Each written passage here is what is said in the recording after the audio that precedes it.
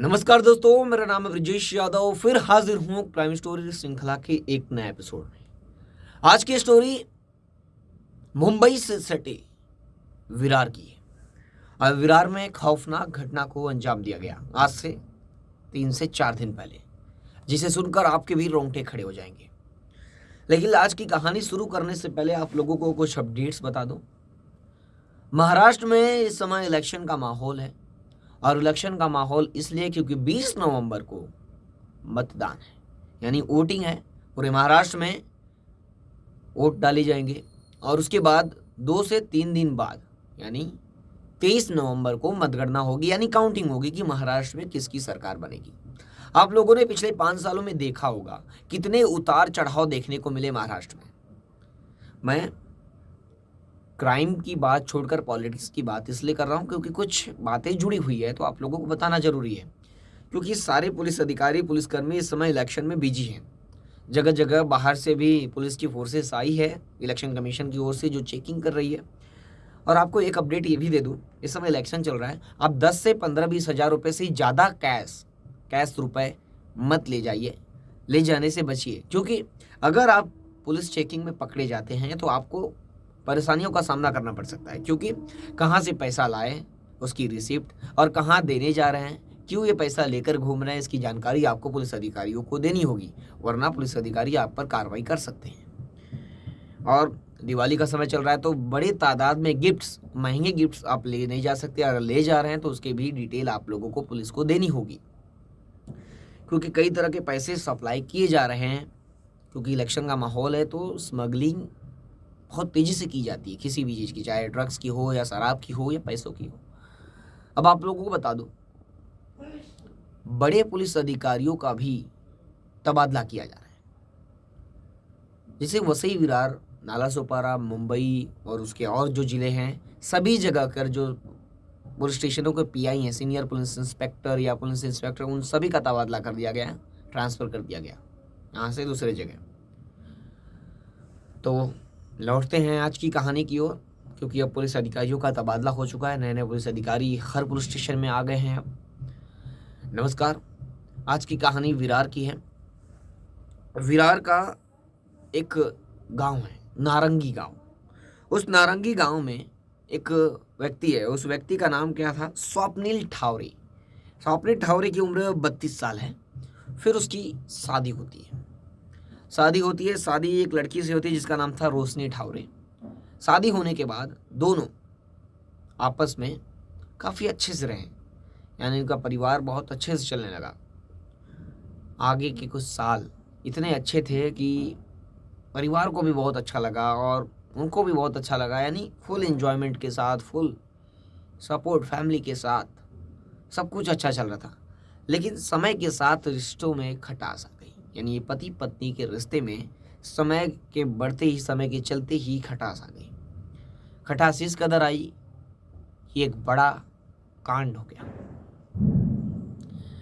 नारंगी गांव में अचानक एक व्यक्ति की फ़ोन आता है पुलिस स्टेशन में। व्यक्ति फ़ोन करने वाला कोई और नहीं, उसका नाम था शिवराम गायकवाड़।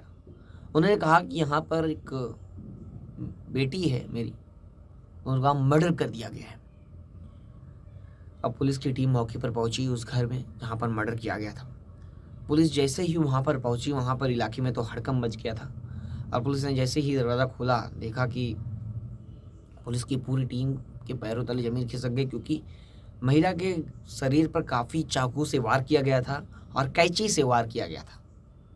पुलिस ने मर्डर वेपन को और बॉडी को तुरंत पोस्टमार्टम के लिए नज़दीक अस्पताल भेज दिया।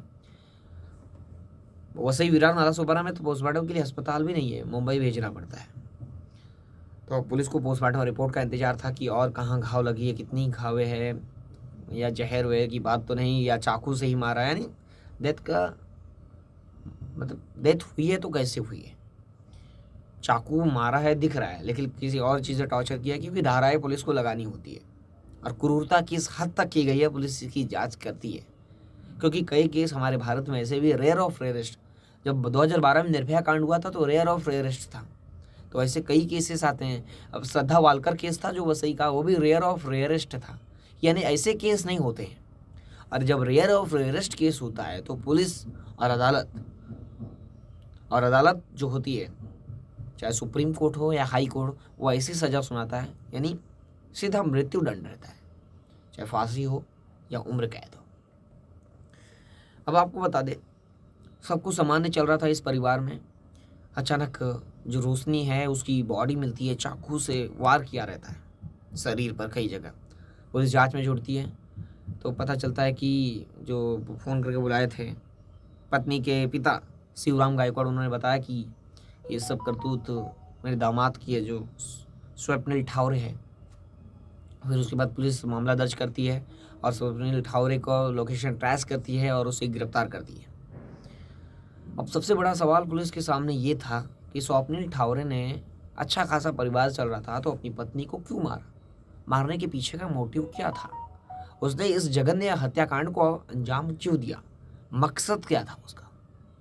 एक व्यक्ति अपनी पत्नी को क्यों मारेगा, उसके पीछे का रीज़न क्या है, मोटिव क्या है, वो पता करना पुलिस को वो था। और आप लोगों को भी यही जानना होगा कि उसका मोटिव क्या है। एक पति पत्नी के बीच इस समय क्या चल रहा है, एक्स्ट्रा मैरिटल अफेयर का केसेस आप हर दिन सुन रहे हो, हर दिन देख रहे हो। एक्स्ट्रा मैरिटल अफेयर के केसेस लगातार देश में बढ़ती जा रहे हैं। हो तो बहुत रहे हैं लेकिन कम सामने आते हैं। तो जो पत्नी थी उसके ऊपर शक करता था स्वप्निल, जो रोशनी के ऊपर स्वप्निल शक करता था, यानी स्वप्निल को संदेह था कि किसी और के साथ उसका अफेयर है या चक्कर है। और ये शक की वजह से आए दिन रोज़ झगड़े होते थे और झगड़े और विवाद काफ़ी बड़े होते थे, छोटे मोटे झगड़े नहीं, झगड़े हाथापाई तक जाते थे। और ये घरेलू विवाद लगातार दिन पे दिन बढ़ता जा रहा था। अब उसके बाद आपको बता दें, पुलिस की कई टीमें इस केस में जांच की और उसे गिरफ्तार की स्वप्निल को। और कहानी क्या हुई और मर्डर को कैसे अंजाम दिया, झगड़े तो रोज़ होते थे, उस दिन मर्डर कैसे हुआ, क्या इस केस में कोई और भी शामिल है, हत्याकांड में कोई और भी शामिल है, इन्वॉल्व है, और ये इसके बारे में आप लोगों को बताता हूँ। आज से 3-4 दिन पहले, यानी आज मैं संडे के दिन कहानी सुना रहा हूँ, संडे से 4-5 दिन पहले मंगलवार के दिन रात लगभग 9 से 10 बज रहा था और रात में दोनों के बीच काफ़ी झगड़ा हुआ, झगड़ा जमकर हुआ, इतना बवाल हुआ कि उस बवाल में इतना गुस्से में था स्वप्निल कि उसने रोशनी का पहले गला घोट दिया।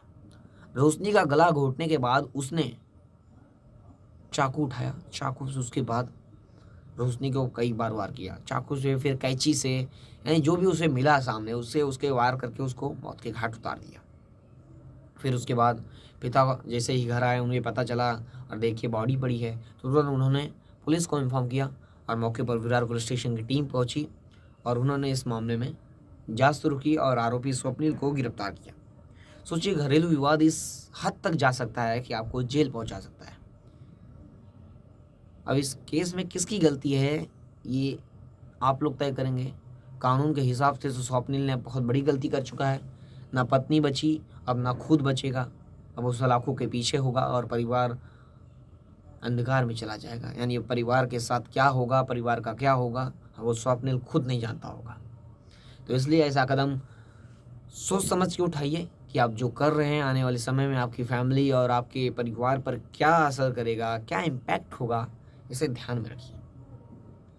अपराध मत करिए, आप भी सावधान रहिए, सतर्क रहिए। कुछ लोगों ने कमेंट किया है, मंगेश नाइक, प्रद्युम्न प्रोडक्शन समेत कई व्यूवर्स हैं हमारे जो डेली कमेंट करते हैं। रुक जाइए, उनका कमेंट ले लेता हूँ। अभी मैं जाने वाला था लेकिन कमेंट ले लेता हूँ। आप लोग भी कमेंट ज़रूर करिए, क्योंकि कमेंट करने से पता चलता है कि हमारी स्टोरी कितनी इम्पैक्टफुल है। और आज की केस में जो भी लोग वसई विरार नाला सुपारा से कौन कौन ये कहानी आज की विरार की स्टोरी सुन रहा है, वो कमेंट करके ज़रूर बताइए। कल की स्टोरी में उनका नाम मैं ज़रूर लूँगा। तो कल की जो मेरी स्टोरी थी उसमें कई लोगों ने कमेंट किया, 13 लोगों ने। मंगेश नाइक करके उन्होंने कहा है कि ब्रिजेश सर जय महाराष्ट्र। तो मंगेश नाइक जी को जय महाराष्ट्र मेरा। और उन्होंने कहा कि मेरी स्टोरी से उनको काफ़ी अच्छा लगता है, उनको काफ़ी मज़ा आता है कहानी सुनने में, और वो विले पार्ले मुंबई से हैं। फिर उसके बाद जितेंद्र पांडे हैं। जितेंद्र पांडे ने इस स्टोरी पर कुछ अपडेट मांगा था। उन्होंने कहा था सर कल विरार में भी कुछ हुआ है क्या, प्लीज़ मुझे बताइए। तो आज इस पर स्टोरी में बना दिया। कमेंट मैंने कल देखा था और ये स्टोरी भी मेरे पास आई थी, लेकिन केस इतना बड़ा नहीं था। लोग बोलते हैं कि मैं स्टोरी बहुत खींच देता हूँ, क्योंकि मैं सोचता हूँ छोटे छोटे केस आप लोगों को बताए जाएँ एक्सप्लेन करके डिटेल में। तो जिसको बोरिंग लगता है वो कहानी रात में सुने, सोते समय सुने, तो कोई प्रॉब्लम नहीं होगी। वहीं समेद मोहम्मद शेख करके हैं, वो उनका पूछ रहे हैं मैं किसका कॉपी करता हूँ, मैं किसी का कॉपी नहीं करता हूँ। और फिर चेतन मुखर्जी हैं, चेतन कुमार झा, सॉरी चेतन कुमार झा है, उन्होंने लिखा है सुपर एंकर। तो भाई को धन्यवाद ऐसा कहने के लिए। मुझे बहुत अच्छा लगा कि मेरी एंकरिंग या मैं जो स्टोरी टेलिंग कर रहा हूँ कि सबको तो अच्छी नहीं लगती, कुछ लोग तो नेगेटिव कमेंट भी करते हैं, लेकिन काफ़ी लोगों को अच्छी लग रही है। वहीं छोटू भाई सुखियानी, उनको भी अच्छी लगी। और जितेंद्र पांडे, विरार ईस्ट में हुआ क्या कुछ सर, इसका न्यूज़ बताइए, इन्होंने भी कमेंट किया है। फिर खसना सैफी, धारावी में तो पूरी रात पटाखे फोड़ते हैं। अच्छा, पटाखे वाली फैक्ट्री में जो मर्डर हुआ था, सॉरी। जितेंद्र पांडे जी, आप ये स्टोरी आज देख रहे हैं तो कमेंट करके ज़रूर बताइए, क्योंकि आज आपकी कमेंट के जरिए मैंने स्टोरी बनाया है विरार वाली।